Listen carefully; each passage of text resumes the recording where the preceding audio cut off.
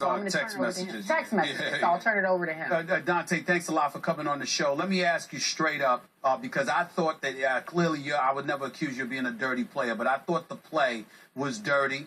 I want to know your explanation for the play and whether or not you felt it was dirty. Now, the play I don't think was dirty because all I was trying to do was contest the jump shot. Yes, it was a fadeaway, but when you deal with shooters or high-profile scorers, you have to try to get as close to them as possible to contest jump shots. So even though he faded away, you still don't give up on the play. You try to still contest it, and that's all I was trying to do. I wasn't trying to do anything dirty. We played 48 minutes of basketball before that. There were no issues before that, and I wouldn't take him out in the last play of the game. So, Dahntay, what about the contention that you did continue to walk underneath Kobe as he came down, fading away? Because, mind you, I don't know that he's going to fade away. So it's 8 seconds on the clock. I have an ISO at the top of the key. He's going into a move. I'm just reacting to him. And I wasn't trying to intentionally walk into it. I was just reacting to what was going on. I saw him fade away. I still tried to get closer to him and put my hands up so he had to see a body. I'm just not supposed to give up on the play.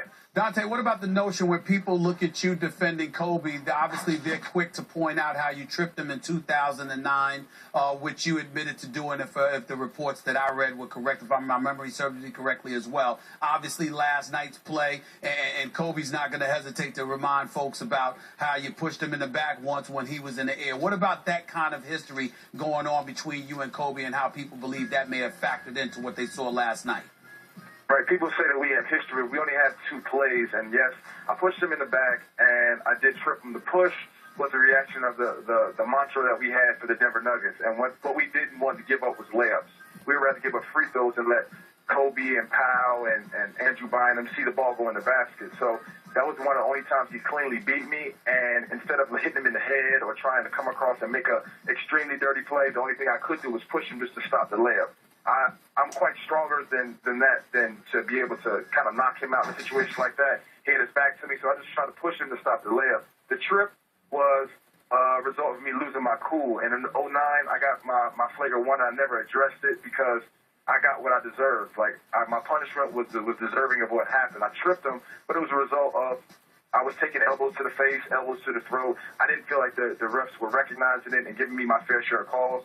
And I reacted, and I lost my cool for a second. I tripped him as of just competing at that point in time. I was wrong, yes. I got a flagrant one, and I moved on from it. But we don't have necessarily history. We got into a playoff battle, 7 games, to keep going at people, and it just got heated at that one point in time. So, Dahntay, just to be clear, as Kobe came down, was his ankle turning as it hit the floor, or did he come straight down on your foot?